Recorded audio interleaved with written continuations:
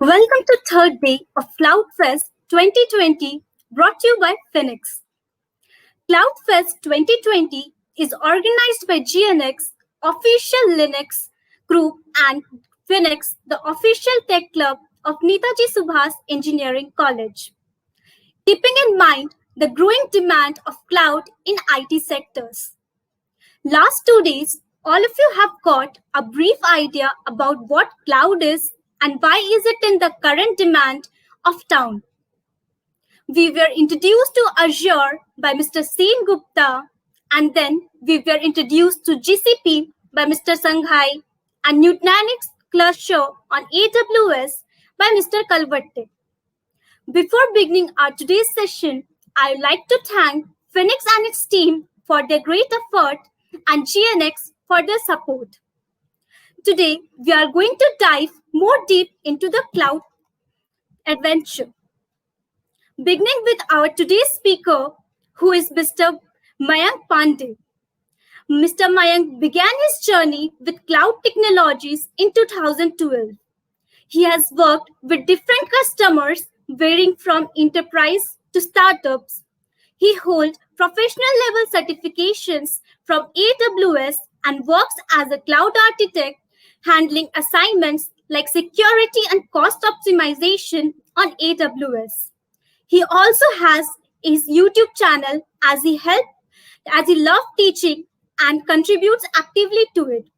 Now, I would like to welcome Mr. Mayank sir to take the today's session. So please take it. Hey, hi Akansha. Thank you. Hello Yes, sir. everyone. Welcome to this session. I'm happy to be here, and I hope all of you are able to hear me loud and clear. You can let us know in the comment section. So, well, this particular session is about the approach which you can take if you are looking to make a successful career in cloud, right? Um, I'll just tell you that how are we running the session. We have got 45 minutes here, and I would just like to go ahead and give you some thought, which I have based on my experience in the industry, what I've seen. I've tried to jot down few points which I'll try to explain you, and I'm sure that should help you if you're serious about making a career in cloud. There are a lot of we have a lot of information floating around in today's time, right? So we'll try to declutter some of that so that it becomes clear to you that how should you move forward. So we'll try to use, let's say, the starting 30 minutes for the overall presentation, and then we will spend last 15 minutes to do Q&A. So you can ask your doubts in the comment section, and I'll try to answer that. Okay, so that's our agenda for today. Quickly about me, how all of you know my name already. I run a YouTube channel called Knowledge India. So if you'll visit youtube.com/knowledge india, you'd be able to see that. uh, there are some details or statistics about my channel here on the screen. I started this channel couple of years back, of course, but typically started making videos on AWS and cloud when I was seeing a lot of confusion among people trying to understand that which certification they should go ahead and do. And though we can go ahead and just answer that looking at one person's profile, that which certification would be suitable for you. But the important question is that why are people only talking about achieving a particular certification? So I made a video about that long back, and then after that try to make more and more videos trying to explain people about some smaller doubts, smaller concepts. People liked it, and we got into making even bigger videos. And there are certain topics on which probably our videos are one of the most watched videos on YouTube on that particular topic. So that's something to be slightly happy about. So we do conduct a lot of live sessions as well, and I love to interact with college students a lot. So I've done many sessions where I have done that interaction, and I'm really happy and looking forward to discuss with you guys as well today. So that's why we'll try to keep it interactive. The questions which you have or doubts which you have, we'll try to answer that as we move ahead. So let's understand, why is everybody is going crazy or talking about cloud all the time. Um, all of us understand, I'm not going to spend a lot of time that what are the benefits of cloud. At a certain level, all of you know these simple things, that you do not need to plan on demand availability. Whenever you want, you can go ahead and get the infrastructure, or you can go ahead and get any resource on cloud, and you can start your work quickly. You do not have to plan a lot. You know it's flexible. You can start it, use it for some time. You don't want it, you can switch it off, terminate it. Gives you flexibility. uh, these things coming together, it helps you, or it basically increases your ability to experiment. Organizations nowadays, what they want, they actually want ability to to go ahead and experiment really fast, so that uh, so that they can try a new concept and they get to know about the results. If it doesn't work, they try something else. And because of the cutthroat competition in the business which is there nowadays, people want to try things quickly. So cloud really helps you in doing that. And of course, doesn't matter you are a big enterprise or you are a small company with three young budding people coming together and building an organization based on an idea. You can go ahead and start really small on cloud, and then as you scale, or as you see growth, you may decide to spend more money, right? So all of those things most of us understand. But what is that one single most important thing which cloud has done, or the change which cloud has brought? Actually, that one single thing, if you ask me, the most important one is the ability to automate, the ability to program and get things right. So even in the earlier times, we had different data center providers, right? So if you wanted, let's say, a server to host a big website which you are running, maybe your college website, or tomorrow you get into a startup, three of you work together and build a startup. So if you are doing that, you would require a server to host your website. Now, there were organizations even before where you do not need to go and maintain a data center. You can just easily go ahead and rent a server and put your website there. But in this case, you know you are not getting to do everything via program. For example, it was not possible that you can have a script which creates the server in the data center, and then when you don't want another script, just deletes the server, right? That type of ability to do things via code or to do things via API was not possible. So one of the biggest things which these cloud providers have brought, whether it is AWS, Azure, or Google Cloud, or any other cloud provider, one of the very important things which they have done is they have brought things to you in the form of an API call. So you want a database, it is an API call. You want a server, it is an API call, right? You want a queue, or you want a notification system, it is an API call for you, right? And as most of you are are there in your college, um, I'm sure you have done some amount of programming. So what about what it is when we talk about calling an API or calling a function. It's not a very difficult thing. All you need to know is what is that API which should be called, what are the parameters which need to be passed, and then you can code it. So this is one very important thing which which these cloud providers brought and kind of offered it in a completely different manner. And because of this, what has happened, doesn't matter which IT organization you talk about, in today's time, they are touched by this cloud wave in one way or the other. Every organization is talking about cloud, because of some of these qualities. Now, I would like to focus on one topic before we go ahead. So we used to think this when we were there in college, and maybe some of you would think about this question while you are there in the college, that how relevant are the subjects which you are studying in the college?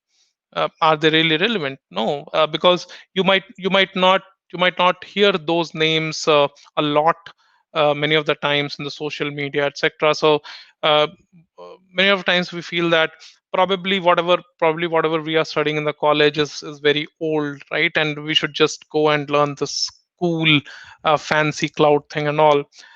It's okay. I mean, it is good. You should go ahead and learn new things. No problem with that. But please understand there are certain things which are very important and which form the basics of any other system which you will deal with. So please make sure that certain important subjects like databases, networking, operating system, etc., you should not skip those. You should learn the concepts in that properly. Until the time you actually learn those concepts only in the format of, or I would say only if you try to pass the exam, it would not make a lot of sense.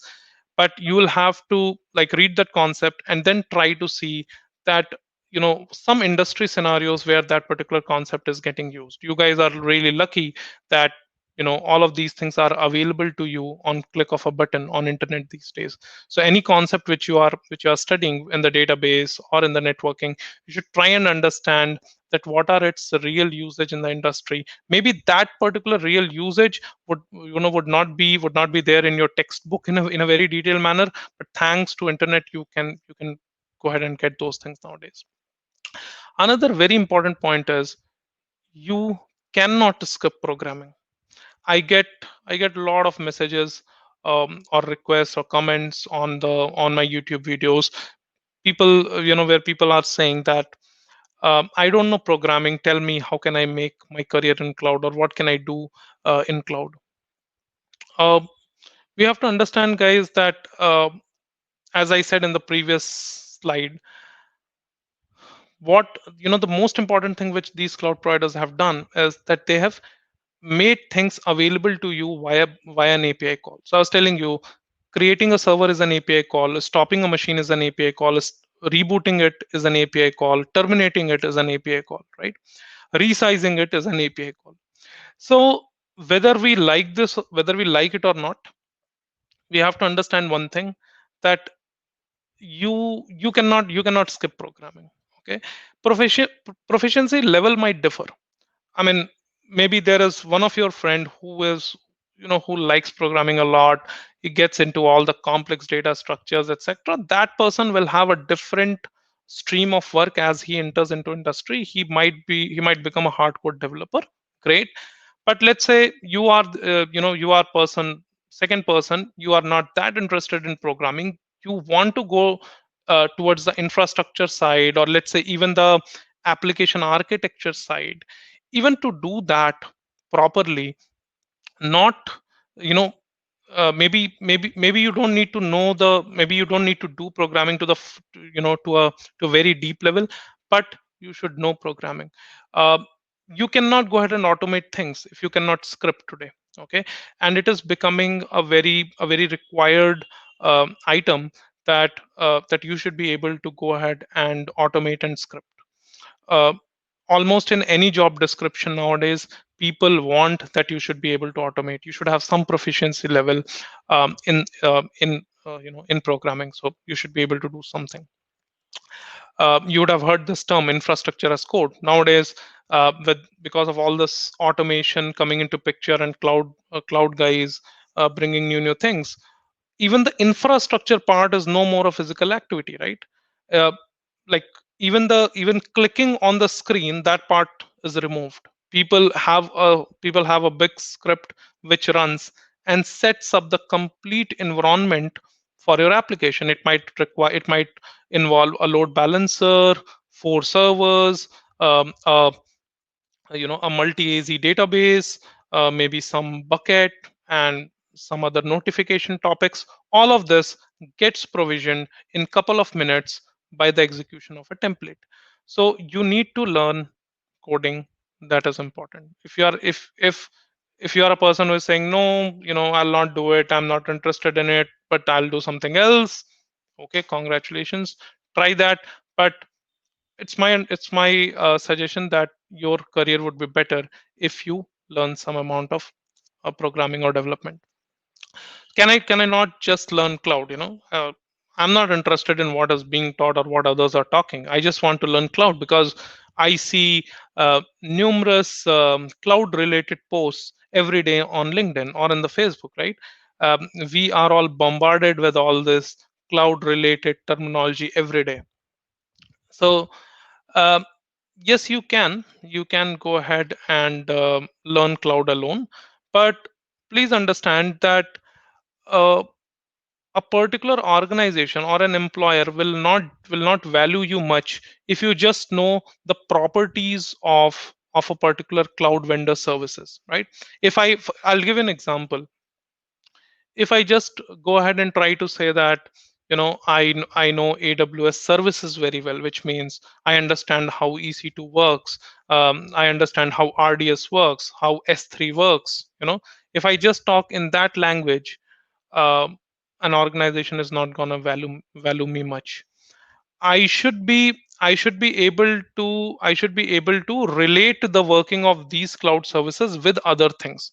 I should be able to relate this sometimes with their on-prem working. Sometimes I should be able to listen to their requirement and say, because of ABC reason we'll use the service, because of DF reason will not use the service, right? That type of ability you will have to develop. Generally, people tend to think that whenever they are looking at a particular cloud service, if they are able to just talk about its features, it's all done. But that's not really true on the ground.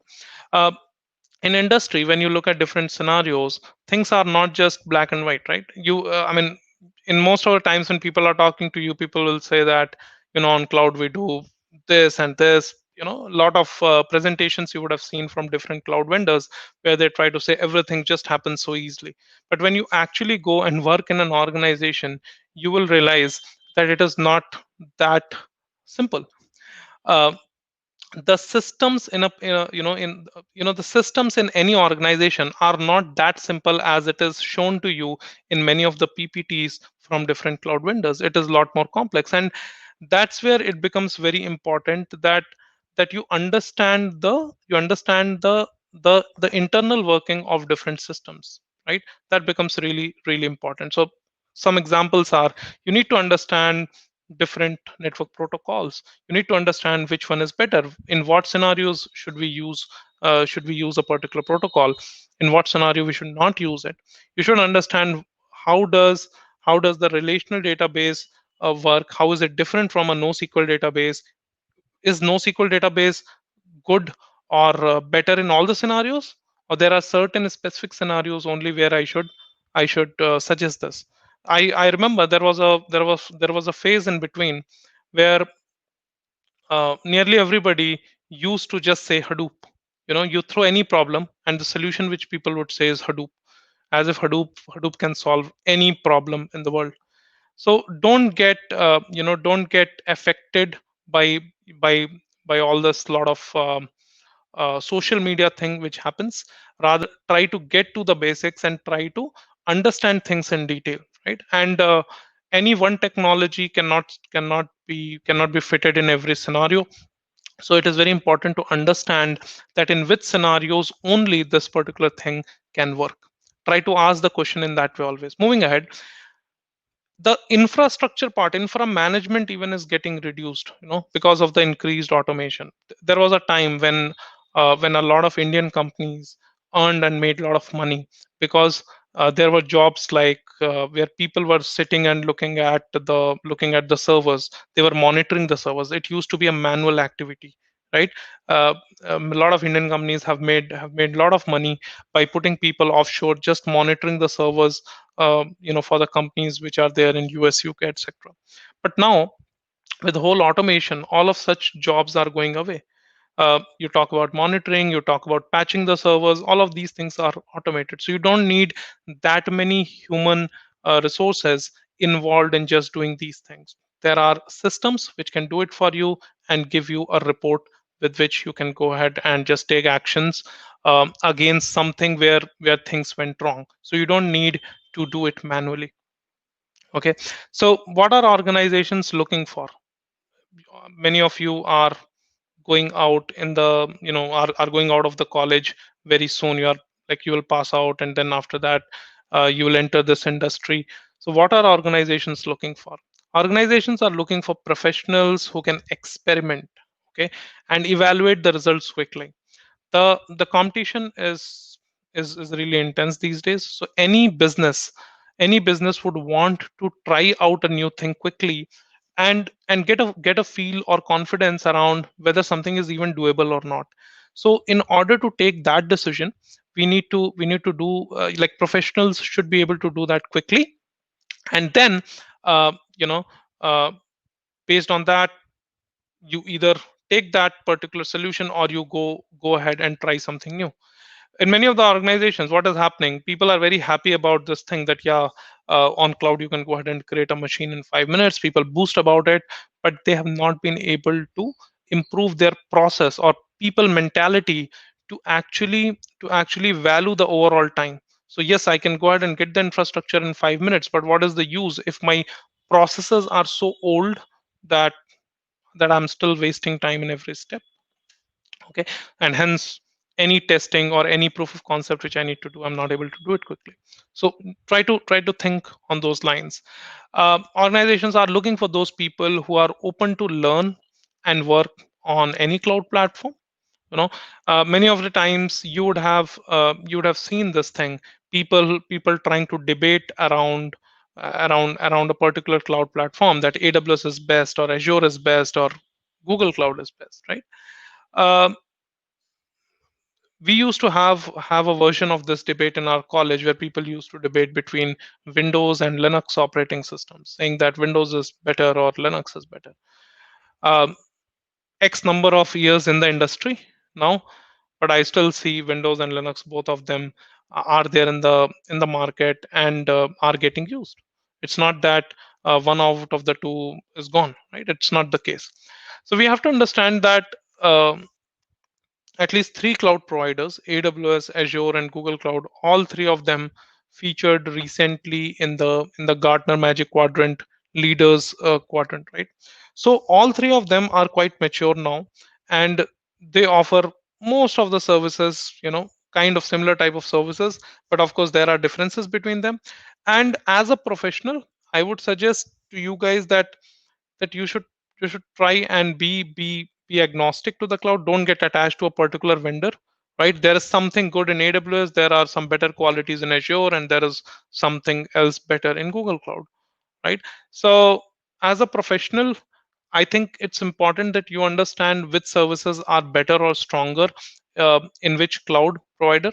And also you should skill yourself in such a manner that when you work for a company tomorrow, you should be able to handle multiple clouds. It might happen that you join an organization after college, they are using AWS currently, but then they decide to also use Azure or Google Cloud.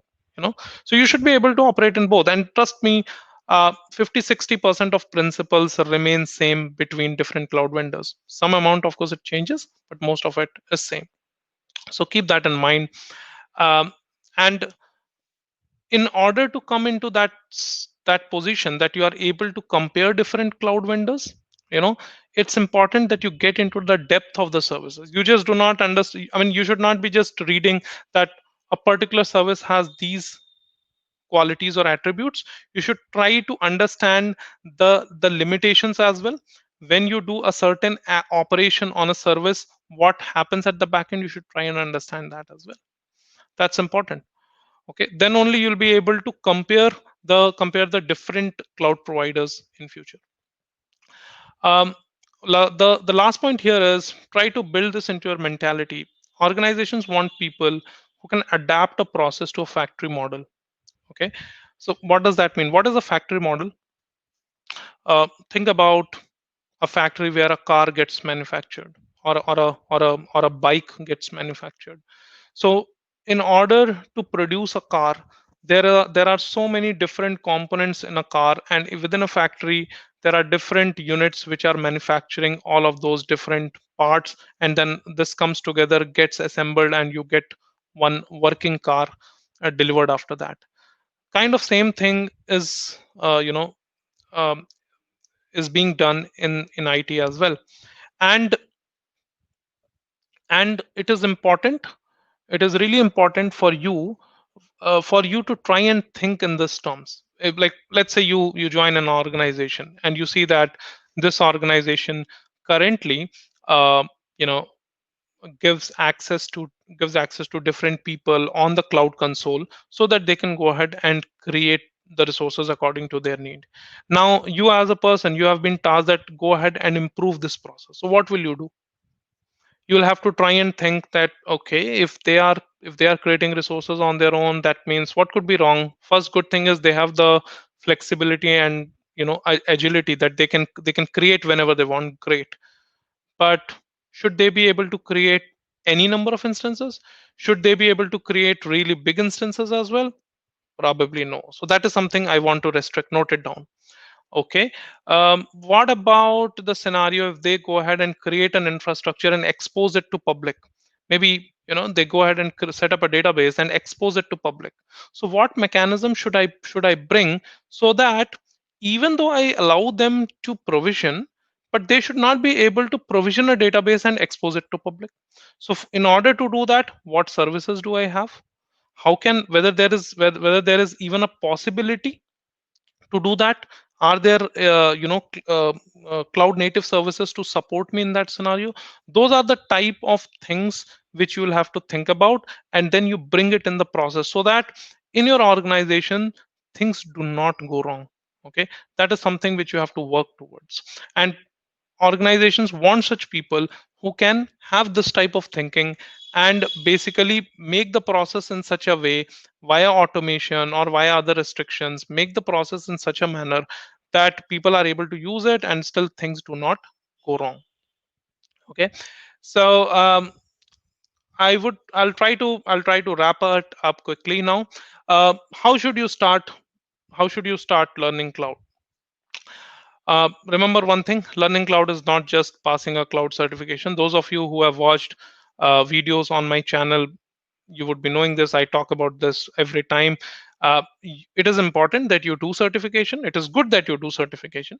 But then remember, learning and working is a lot more than passing a certification. Okay. So, couple of things: make sure you're not skipping following subjects in your college. Important ones are databases, programming. When I say programming, it could be anything. Doesn't matter what's the language. It is C, C++, Python, Java, C Sharp, any one language. Just go ahead and learn any one language. Okay, that will help you. Networking, data structures, operating systems, and software engineering. I recommend you guys that please make sure that you go through these subjects very, very seriously. Spend some more time reading these, books around these subjects. That will surely help you.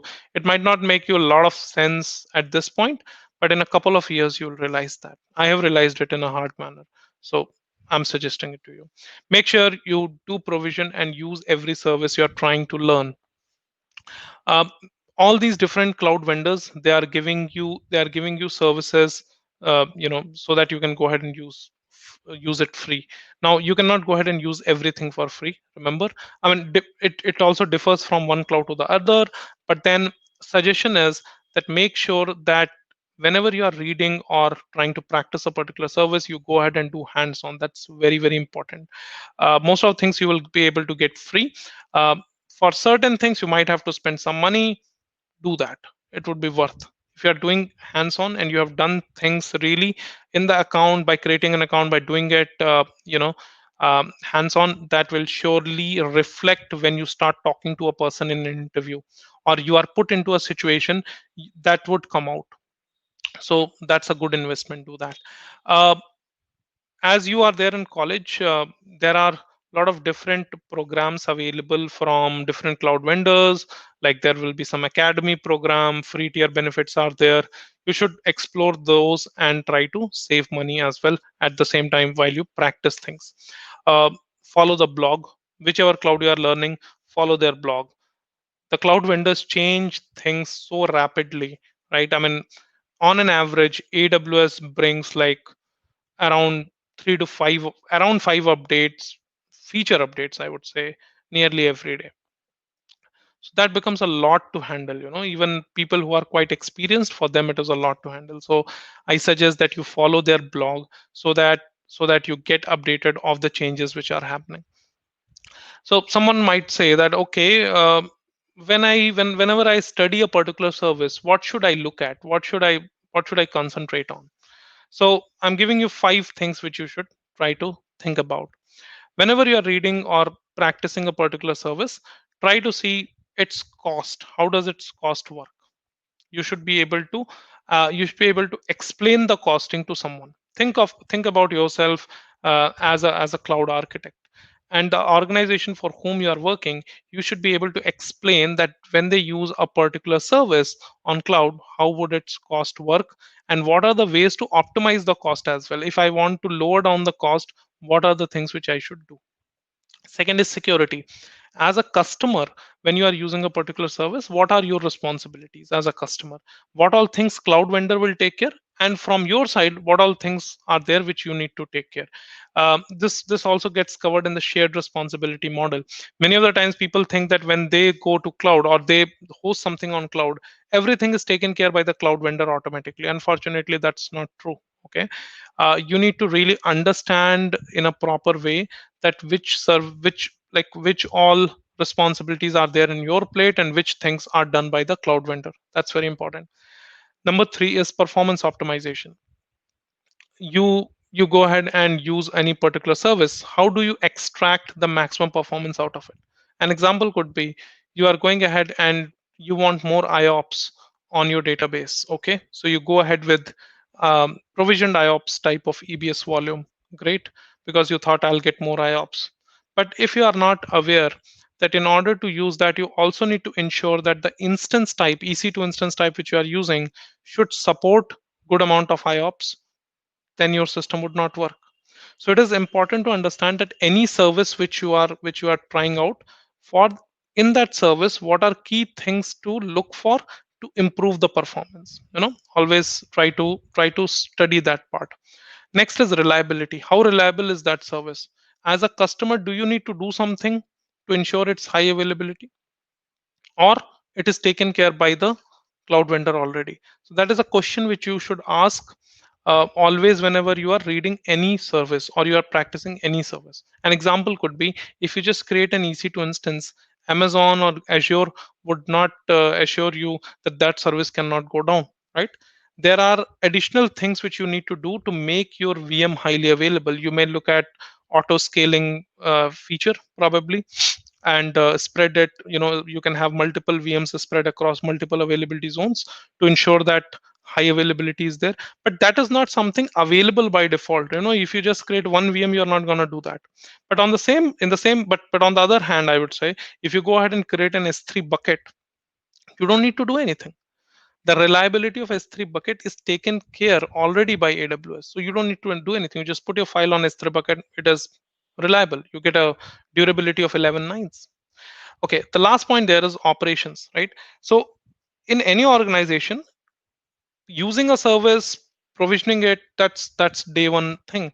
But after that, you also need to think that going forward, how do I maintain its operations? Like, how does a team which is responsible for its day-to-day operation, what all they would do?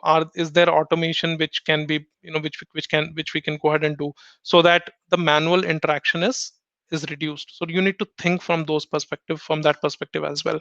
Some of important things which I can tell you, if you are interested in learning cloud, for AWS, they have videos called "What is my architecture?" So you can go ahead and watch those videos. That would really help you. Follow AWS blog. That would help you. I see that there is a lot of craze among students these days to do a lot of work in community, which is really great. But please make sure that out of your overall time, the amount of time which you are spending to do community work is or should not be more than the time you are actually investing in learning. Okay, I have seen certain scenarios where people are spending 3 hours, you know every day, or whatever duration you can take. They are spending more hours on just doing the community work, but their actual learning on the ground is a lot lesser. So yes, I mean, um, it is very important to have networking. It is very important to know people and all of those things. But at the end, what is most important is that you know the stuff, because that's what will finally take you to places. So please make sure that you keep a balance of working in the community and at that same time diving deep into learning stuff as well. Try to understand the underlying reason for a particular behavior of the service. Okay. um, why do I say this? Many of the times people just try to remember in in their mind that, okay, with a particular service, if I do X, Y would be the effect. They just learn that part. They do not get into the depth and try to question that why does it happen that way. An example is, a lot of people have asked me this question on my dedicated host video, that tell me, on a in case of a dedicated host, if if the instance EC2 instance is stopped and started, whether the data on instance store would be there or it would get lost, because now the host is fixed. So what would happen? The answer is data would be lost when you stop and start the instance, even on dedicated host. Why so? You need to think about it. The reason is the way EC2 service is designed. It is in such a way that as soon as the service is stopped, the resources which were allocated to that EC2 instance are freed. When I say resources which were there on the host, which means CPU, virtual CPU, RAM, instance store, those things are freed. The EBS volume data doesn't go away, but virtual CPU, RAM, and instance storage, these things are freed. And that's why even on dedicated host, the same behavior is followed. So you need to understand and think in this way to understand the overall working. If you just try to kind of remember that, okay, when we do this, this happens, you'll not get the overall relationship. So that's my suggestion to you guys. Okay. I think that's pretty much what I wanted to present. I'll just take a pause here, and if you guys have any questions which you would like to ask, I'll be happy to answer that. Please let me know. We have got some 8 more minutes here where we can take your questions. Okay, Diksha is asking, what is relation between availability zone and region? Um, okay, so let's take an example of, let's answer this from the context of AWS itself. You can think of availability zone um, as a data center. Sometimes it could be a collection of data centers as well.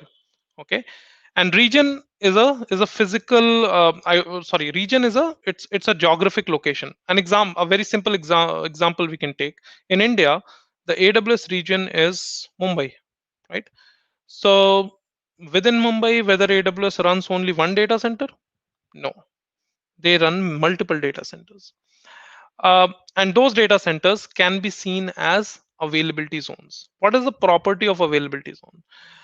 Uh, Multiple availability zones within a region are linked to each other or are connected to each other using private network.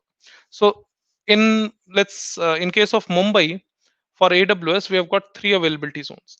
These three availability zones are connected to each other using Amazon's private network. So which means if you have a machine in availability zone A and a machine in availability zone B, they can talk to each other using their private IP. They need not go to internet. So that is first part. The second thing is these availability zones, different availability zones within a region. Okay, different availability zones within a region are independent of each other. How are they independent? They are independent in terms of all their supplies, which means electricity, cooling, power, all of those, and internet connectivity. All of those things would be independent of each other. So what does that mean? If let's say because of some reason availability zone A goes down, its networking failed, so it would not happen that for availability zone B also it would fail. So that's how they are kept separate. So that's the relationship. Region is basically a geographic presence, and within that you will have multiple availability zones. Okay. Deep Chirag is saying, what is auto scaling? As the name says, auto scaling, automatically scaling the infrastructure. Now, um, if you just take an example of AWS service, in AWS using auto scaling, you can achieve creation of VMs or EC2 instances or servers, to say in very simple terms, it can happen automatically based on the increase of load. So let's say you have an application, it is doing great. Maybe you are running a sale, a lot of people are visiting your website, traffic is increasing more and more. You don't need to manually sit and watch it. Rather, you just set up auto scaling, and as per the increasing load, more and more VMs get created. And when the load goes down or load becomes lesser, again the instances will be terminated as well. So that way you don't you are not paying unnecessarily. That's auto scaling. Should sysops can be done before as solution architect? Yes, why not? You can do that. And in fact, my recommendation there would be that people who are um who are who are within the within the experience range of, let's say, up to 0 to 3 years, my suggestion would be that you should try and do sysops first instead of doing solution architect, because sysops certification focuses on the core services of AWS, and goes in depth of those services, compared to the in comparison to the solution architect certificate, where in solution architect certificate the spread is more number of services get covered, but the depth is lesser. So for someone who is new, I would recommend sysops to be the first certification.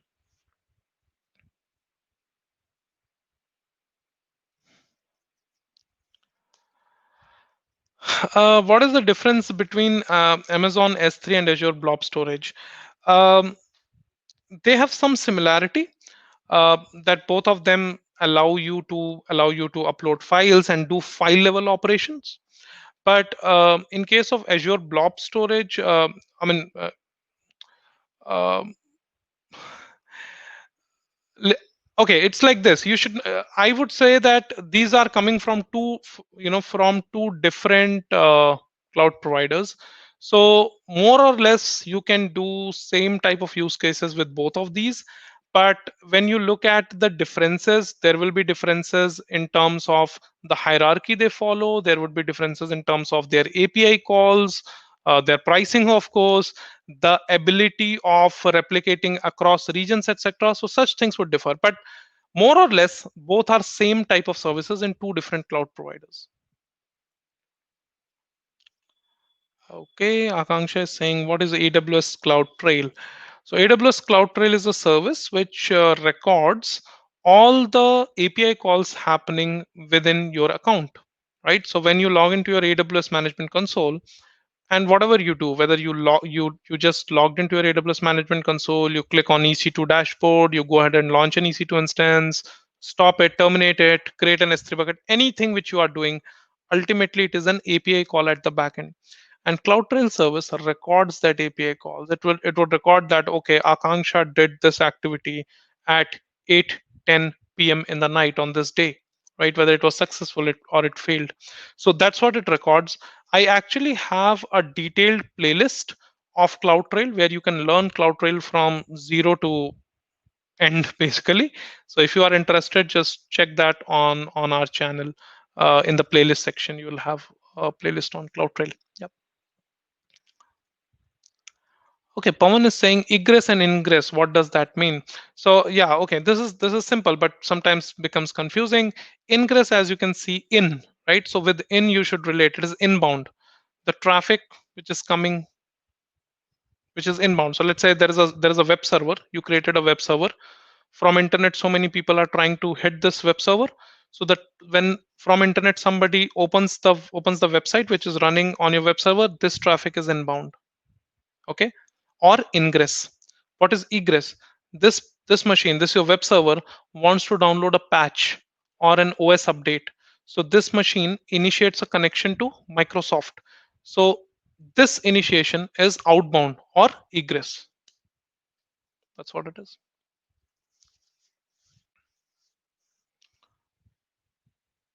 Okay, I think we are mostly on time now. I'll just hand it over back to Akanksha to take it to the next level. My contact details are given on the screen, so if you want, you can always get connected with me on those URLs, guys.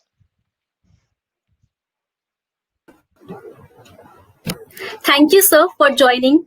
I believe you have made the students strong enough to anchor their cloud journey.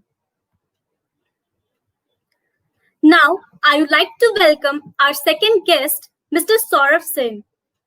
Sir has more than 2 decades of cloud journey in industry experience with 16 plus years with MNCs.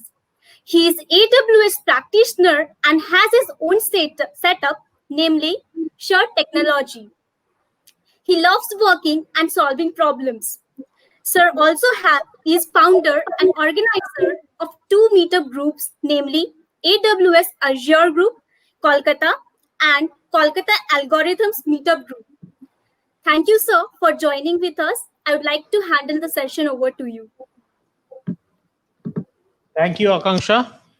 So, thank you all for inviting me for this speaking session. Thank you, Netaji Subhash Engineering College and the GNX and the Phoenix team. So, thank you. It's a late night today, Saturday evening, being the Puja holidays. So, but I still appreciate your inviting me for this event. So what we will do today is Mayank covered most of the stuff. So what I intended to speak on. So maybe I will just go through some a little bit in a different way those stuff because my slide is prepared along the same lines mostly. You could have some questions along the way, and I will try to answer them as far as I know. So a little bit about myself. I joined the IT industry in '99 and then did various roles. So I started as a tester in the IT industry, then moved on to development, and that was during the time of early 2000. And then did development for about 4 or 5 years in the printer driver development industry. Then I moved on to project management, did some project management stuff, then moved on to management, was a manager for more than 6 years. Then came back to technical line and did DevOps for a couple of years, wherein I started picking up the AWS stuff in 2016 timeframe onwards. And then I again moved on to worldwide support. So that's a kind of separate role altogether. And then I left my company and started from my own organization, wherein I am right now providing consultancy for DevOps. So recently we have completed one consultancy for uh, a worldwide car manufacturer, Citroen, which is supposed to come up in India offices. So for that, I was doing some DevOps consultancy. And that's it about me. So let's get started with our session today. I will having some slides I would like to share with you. And if you have any questions, just feel free to stop me and ask those questions. One thing I would like to tell you, I don't have the dual screen facility, so you'll be only able to see my screen out here.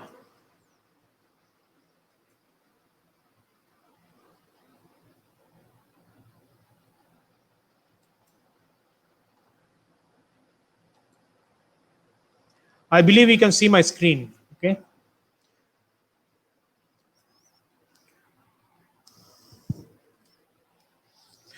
So this is how to start your AWS cloud journey. So before you start your AWS cloud journey, as I believe a lot of you are freshers, first years, second years also in this group.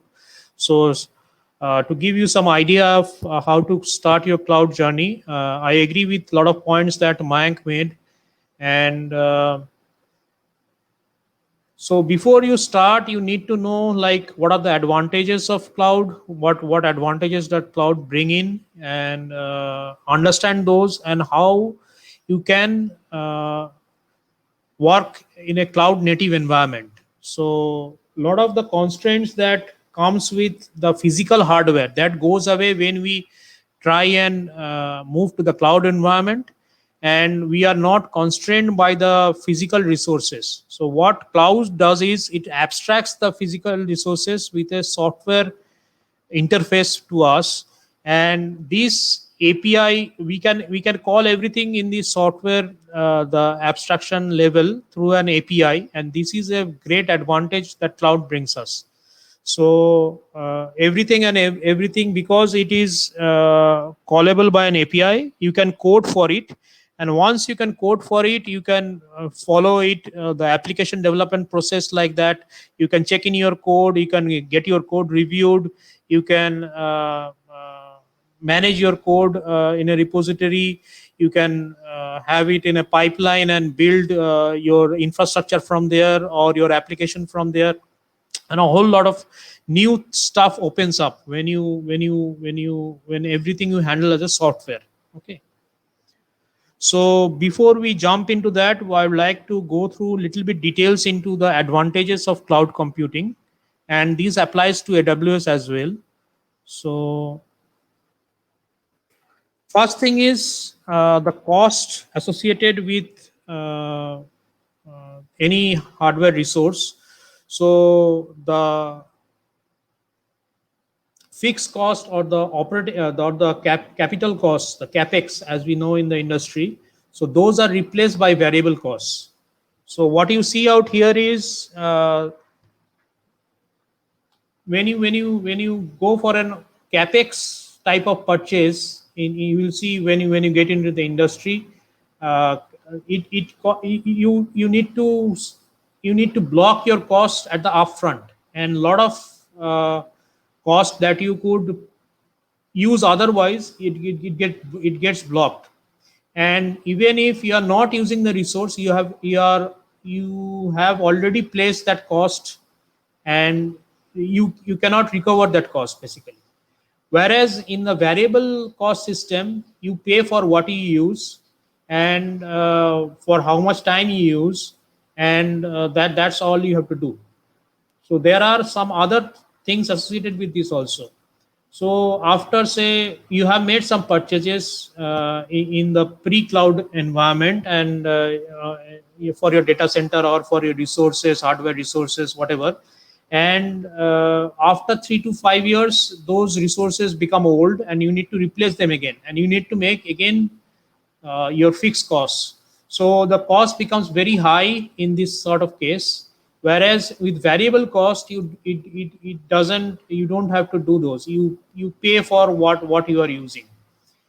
Another thing is that in case of fixed costs, like you want to buy something, so you need to raise the capex, and that needs to go through the approval chain. And in industry, you will see that for capex items, the approval chain is different from what is there for variable costs. So if the cost exceeds certain limits, then usually which capex items are, so it has to go through a lot of approval chain, and it has to move through, and it takes a lot of time. So say suppose today I want to buy today I want to use a system, it will take me, say, if it goes through capex, it will take me at least 1 to 2 months time to get the machine, then set it up, and then use it. Whereas for variable cost in the cloud, you could just open an account and start using it immediately. So you understand the difference, the benefits that cloud computing brings us in case of costs. Cloud brings us the economies of scale. So I will move through this quickly. Nothing much out here, but with a single server, what you could use. You see that with cloud, because there are so many, because of the scale that it brings, it can pass on the economies to the users. So with the number of users also, you can see that it's much less costly when the cost per user is much less than when compared to a non-cloud environment.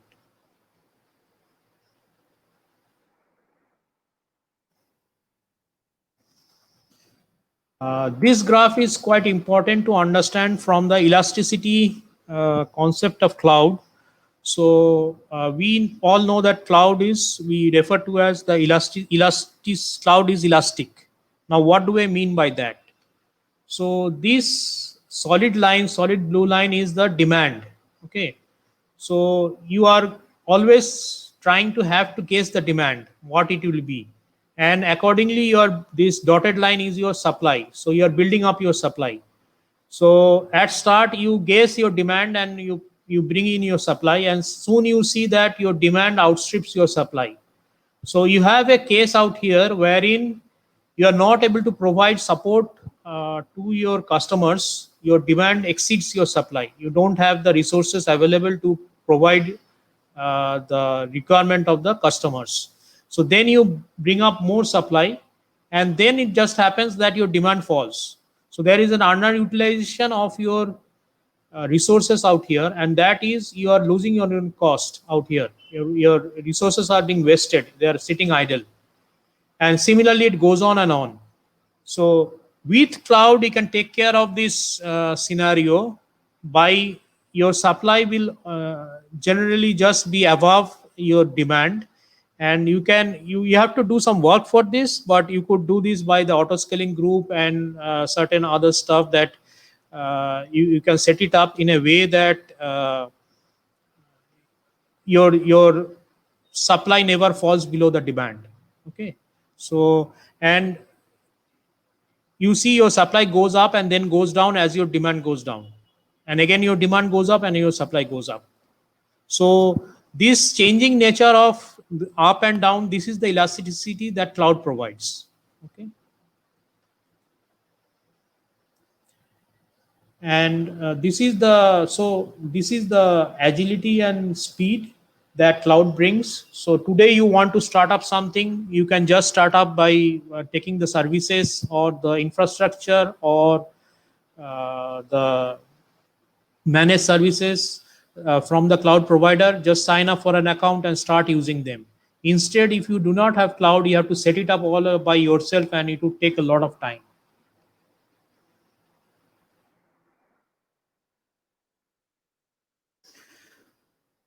So earlier we used to have data centers wherein not only the resources, the hardwares and those stuff, but also you would have the buildings, the lightings, the electricity, the air conditioner, the security. All these had to be maintained and paid for. Okay, and with cloud you don't have to worry about this anymore. So this is all done behind the scenes by the cloud providers.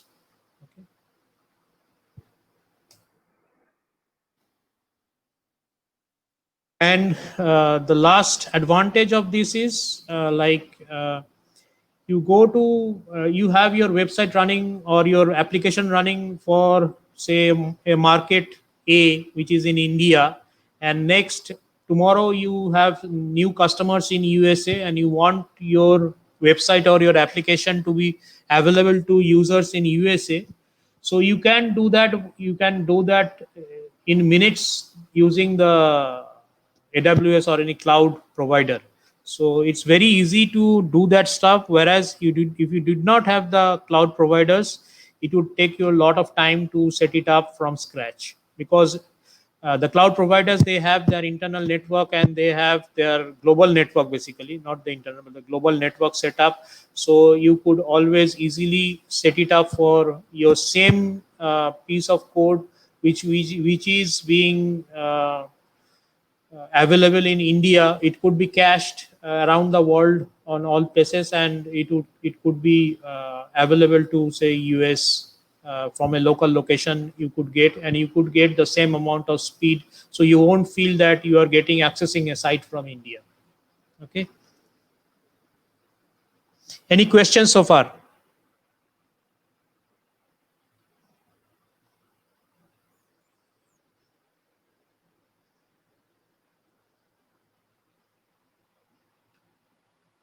I'm not able to see the. Let me see. Okay, no questions. Fine.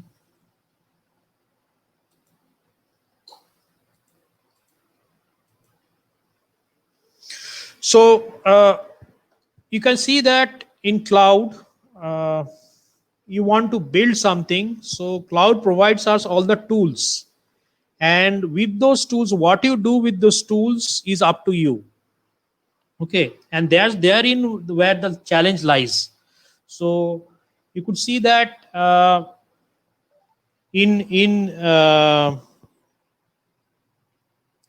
like in your childhood days, you would have played with some building blocks tools like Lego or something else. A lot of us have played with this.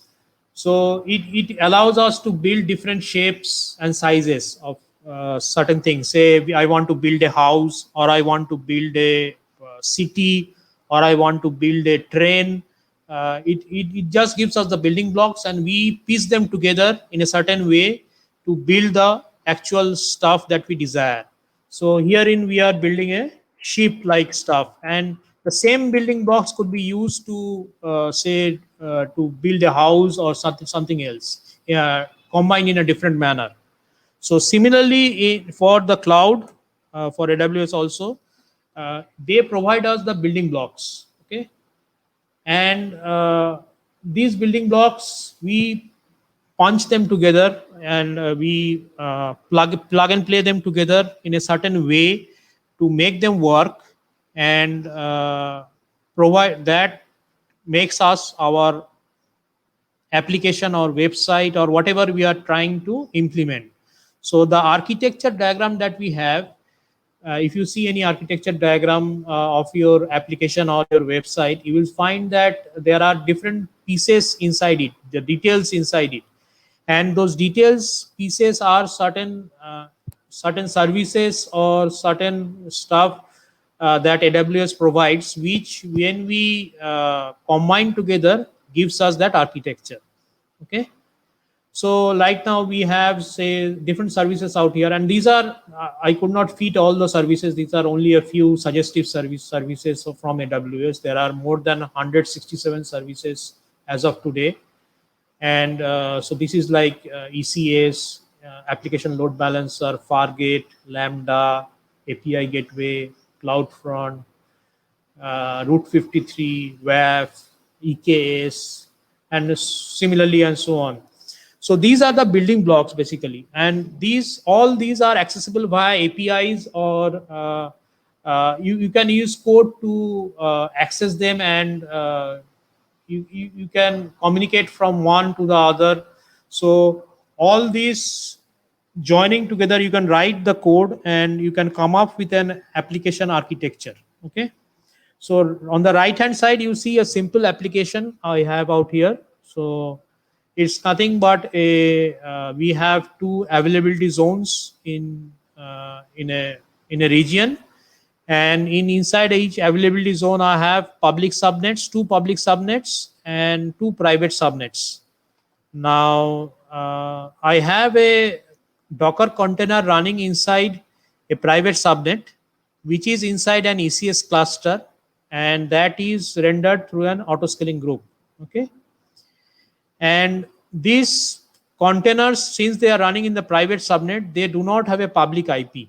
Okay, so they only have private IPs, and they are only accessible via the ALBs. Okay, the DNS of the ALB. So the traffic comes in from the internet, it hits the ALB, and from the ALB, from the DNS of the ALB, it's routed to the container port. Okay, so you may be running Nginx or something web servers out here, and it would be running on say port 80, and it would be available via the application, the DNS of the application load balancer. Now any traffic that goes out of this instance or this container where it is running, so it would go through the NAT gateway, because otherwise outside traffic is not allowed to come in. Okay, so this is a very simple architecture, but you can see that some of these building blocks have been used to set up this architecture, and this is how complex architectures are also built up in AWS. So when you are trying to develop these kinds of architecture in AWS, you would you need to know what are these individual building blocks, what do they do, what are their advantages, disadvantages, and where we can use one versus where we can use other, what are the benefits of using one versus other, and how does it fit the business case. So this is the way you can add value to the work you are doing in the industry. Okay, so because when you would be going in the industry, you the primary thing that the people would be looking forward from you is the value you add versus the salary you draw. Okay, so in the initial period, it becomes easy as your salary is low and the value you add is more. So you have to constantly increase the value you add to the industry that you are working on, and for that you have to keep on learning. Okay, because once you stop or learning, or your learning rate gets reduced, then the salary you draw, if it goes on increasing, then the value you add keeps on decreasing versus the salary you draw, and that will cause a problem when you have certain years of experience in the industry. And this is, I'm talking from my experience. Any questions on this so far?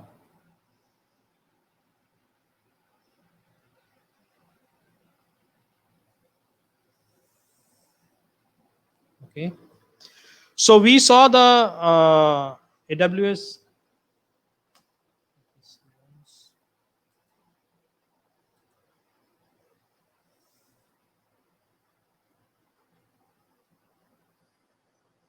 Okay, I have one question. How is AWS CloudFormation different from AWS Elastic Beanstalk? Okay, so CloudFormation templates are basically you would use them to automate your infrastructure. Okay, so say suppose you want 5 EC2 instances. You saw this architecture. Now I want to automate this architecture. I could use AWS CloudFormation templates to automate this architecture. Okay, to set up all these things, and with a click I could start and deploy this in AWS through CloudFormation templates. Now AWS Beanstalk is a different stuff altogether. So it's a platform as a service wherein it will allow us to automate certain stuff, but certain stuffs we don't have to take care of. So the underlying stuff we don't have to do anything.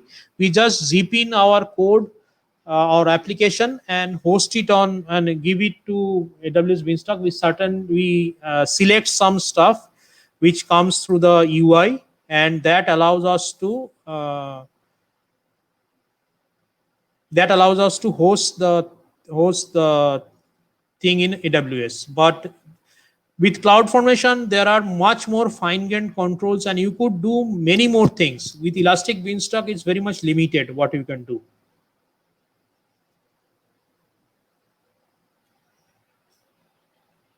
Okay, so architecture of AWS, I will come to that. It's a very big architecture of AWS. I can't do that, but what I will try instead is what AWS expects you to, what is AWS expects from you when you develop your application or your workload on AWS. What all architecture pieces needs to fall in place when your architecture, when your workload or your application is hosted on AWS. That I will cover. So what are various features available in VPC? Okay, so I will come to your question, Navneet, after this, but let's first answer this Shuman's question. So what are the various features available in VPC? Now, VPC has a lot of stuff, like it is the networking backbone of AWS, wherein a separated out of AWS network is provided to customers, so that one VPC is totally separated out from another VPC. So internally, a lot of things happens, but to the customer or to the user, one VPC will be totally separated out from another VPC. So inside a VPC, I can set up my network. So by network, I mean you can set up your IP addresses, you can set up your NAT gateway, you can set up your internet gateway, you can set up the route tables. So all networking stuff that you need, you can set up in VPC, and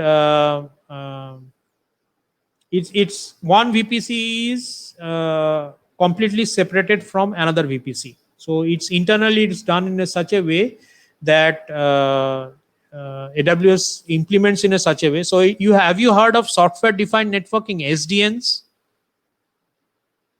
Anybody? Wherein the actual physical network is abstracted into a software layer. Okay, so VPC is a prime example of that, wherein the physical network is abstracted into a software layer, and you pick pieces out of it, and you whatever you need, you join them together and you create your own network. So that's VPC.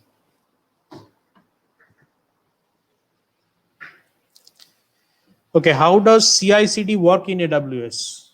Okay, CI/CD work in AWS. Okay, so simply stating, say suppose you have written your application and you have checked in your code in GitHub, and what you can do is you can connect your GitHub to the code pipeline in such a way that whenever you check in code in a branch in GitHub, your code build will fire, and once the code build fires, it will produce some output, and after it produces that output, there will be a code deploy state wherein it will deploy that output into certain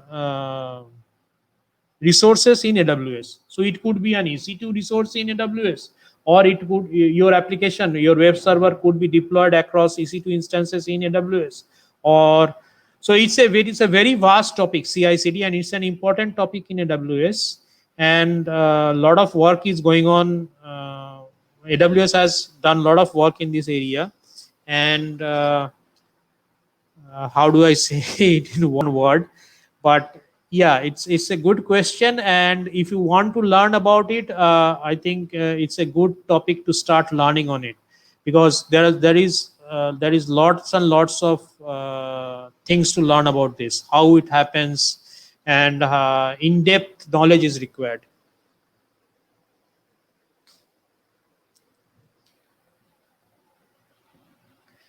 Server versus serverless, which is good for large enterprises and why?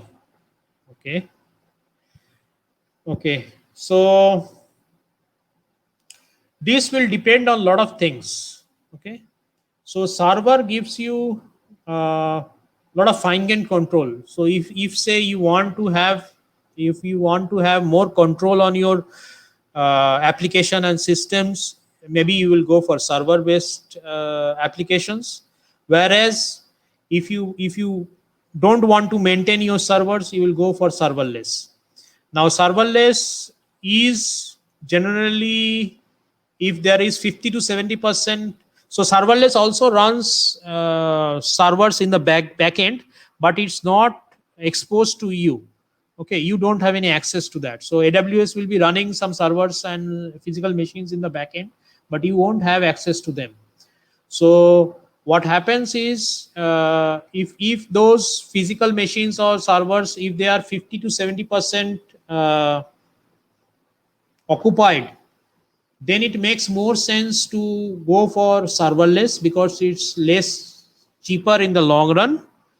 If it is more than that, if it is 70 to 90% occupied, then it makes more sense to go for servers, that is EC2 instances, because it's more cheaper in that way.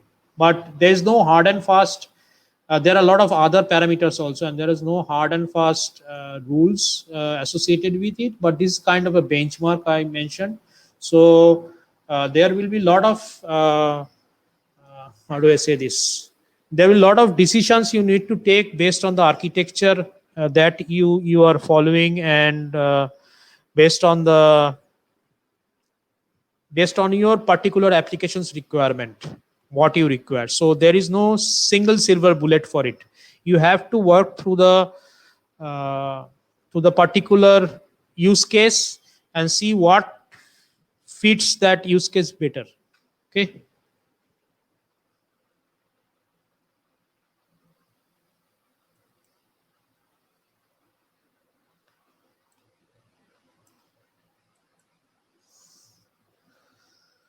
So AWS service groups, we see that there are a lot of service groups, about 25 plus service groups with 167, about 167 services. So compute will have say EC2, storage will have EC3, database will have say DynamoDB, DocumentDB and other stuff. Networking and content delivery, this will have VPC, this will have CloudFront, this kind of stuff.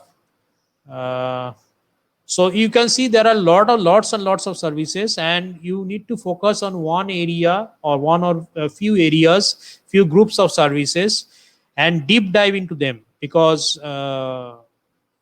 deep dive is needed. Like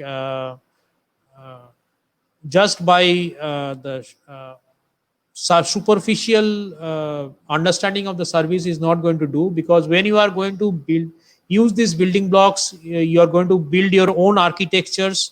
So you need to be aware of what each and everyone does, what are the advantages, how we can use, in which scenario we can use one. So all these are needed. Okay.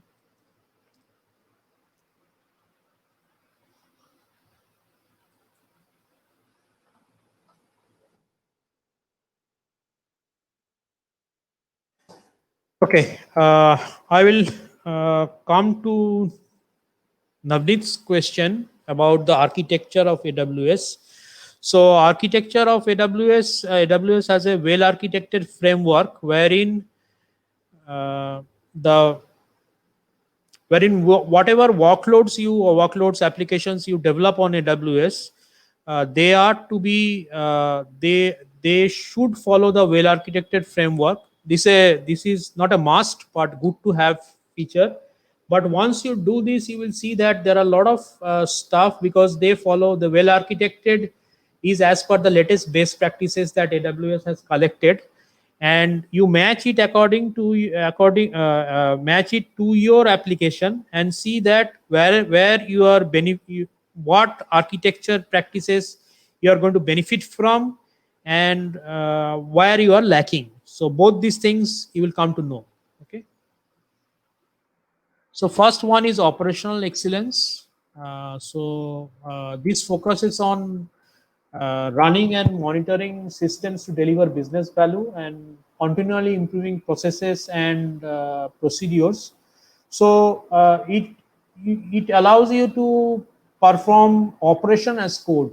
So so you have set up something, and you are running those operations of those applications or website or whatever you are running on AWS, and those whatever you are running, you changes you make, or those operations, you want to do some updates, or you want to carry out some patches or something like that.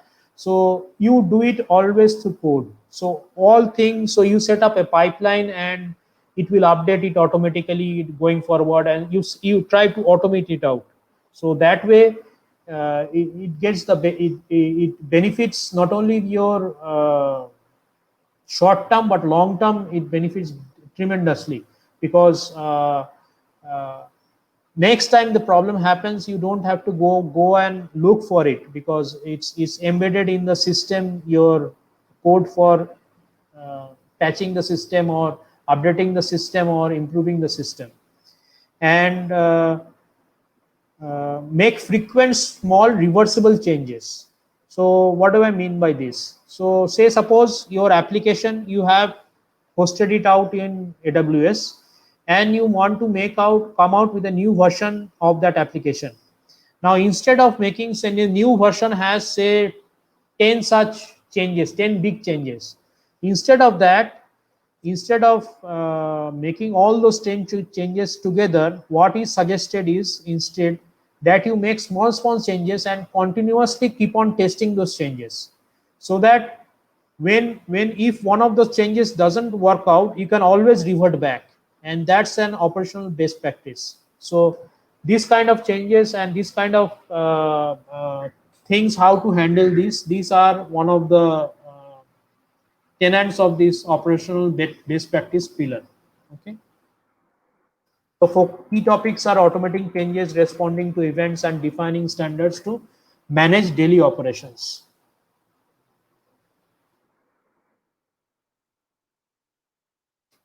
Next is the security pillar. So security, as you know, is very much important in today's world, and in security, the focus is on protecting information and systems, both. So you need to keep confidentiality and integrity of data, and identify who all has access, and if the right person has access or not. You need to protect the systems, and you need to establish controls so that when a security event happens, you're already your that the controls will fire in.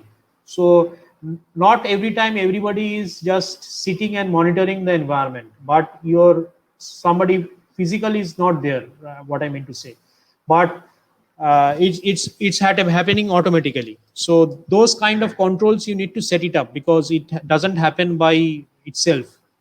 Somebody needs to set it up, and so uh, you need to bake in security in all you do, all things you do, all the services you do. How do you make them more secure? And you need to bake in security at every step. So these are some of the tenets of the security pillar of well architected security pillar. Next is reliability pillar. So this is on ensuring workload performs its intended function correctly and consistently when it's expected to. So what it's functioning correctly and consistently. Okay, so that's both reliable and valid. And the key topics are distributed system design, recovery planning, how to handle change, and this will deep diving this into this well architected framework will give you the ability to play with architecture and make more be more knowledgeable about architecture and how things work in the real world.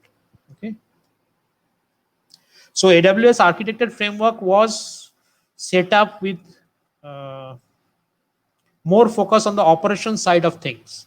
So when a architecture that is a diagram that comes into before the code has been written itself, it comes into play in operations.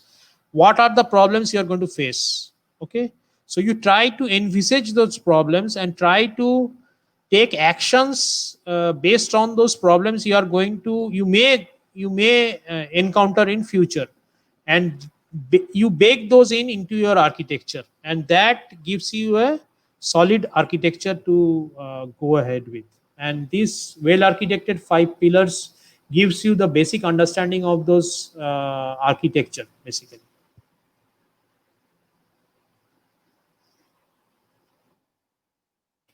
Next is the performance efficiency. So this is using IT and computing resources efficiently. Say suppose I need only a T2 micro EC2 instance, and I am using a M2 M5 high in my dev environment where I don't need it. So that is I'm spending more money out of nowhere for using an M5 high in a dev environment where a T2 micro would do.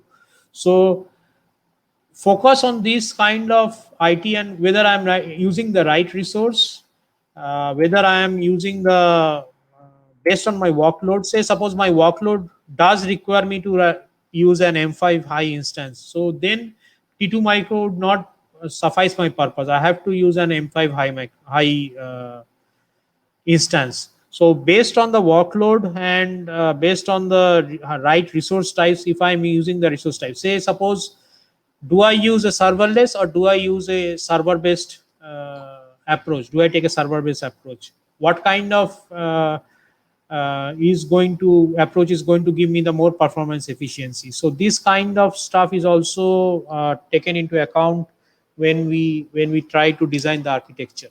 Okay, monitoring performance, making informed decisions to maintain efficiency as business needs evolve. So whole thing in the cloud is moving very fast, and there are a lot of changes happening as we speak also.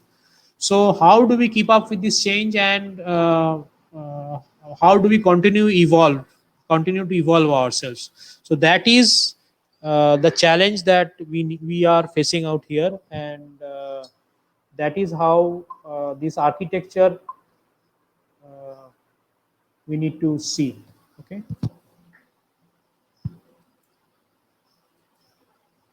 And the last one is the well architected. This is the cost optimization pillar and avoiding unnecessary costs.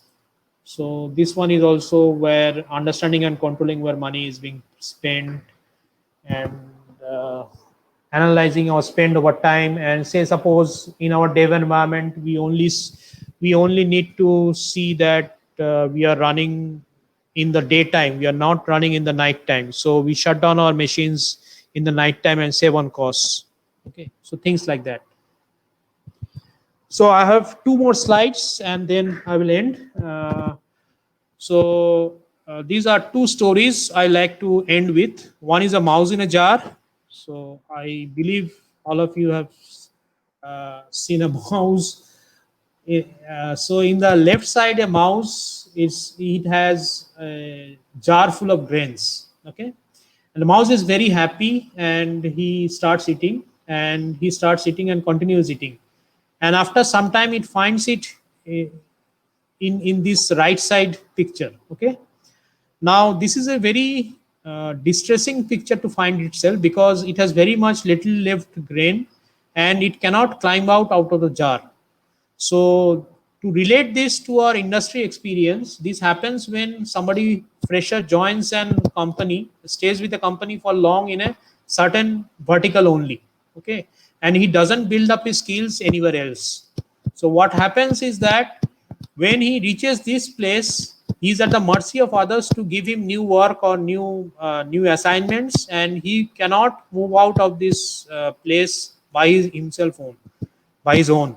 So that is a very distressing situation to be in, and so just thought of passing this message so that you are all entering this industry new, and this won't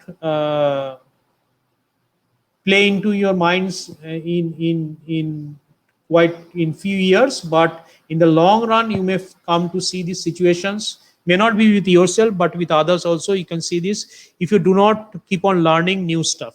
Okay, so that's on that. And other thing I want to end with is the consistency is the key. So whatever you need to learn, you be consistent with it. So deep dive into it, keep on learning. So end with a video quickly.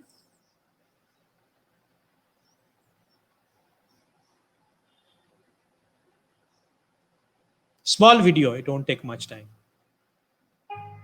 For the Sharmas, losing yourself is the new norm. ที่แววและมีรถแรงไปกันเลยมีรถแรงทุกท่านไปเลยนะครับที่ไม่ยอม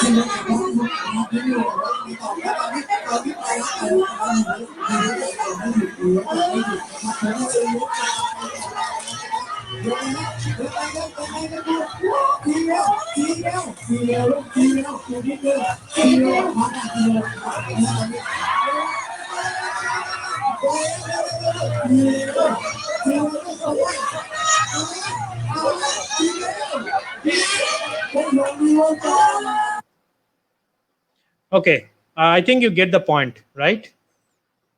Okay, so with that, I'd like to end my session today, and thank you everybody for having me out here, and it was a pleasurable experience for me.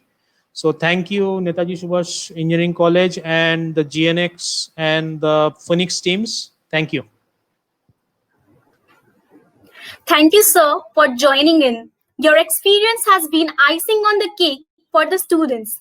They have learned a lot from your experience, and I believe they would auto-scale their learning process by tackling their doubts by themselves. Also, for the viewers, Phoenix, the official tech club of Netaji Subhas Engineering College, has always tried to bring in new technologies. IT has always strived for betterment of the students by making them aware about the cutting edge technologies ruling the market. Thank you everyone for joining in.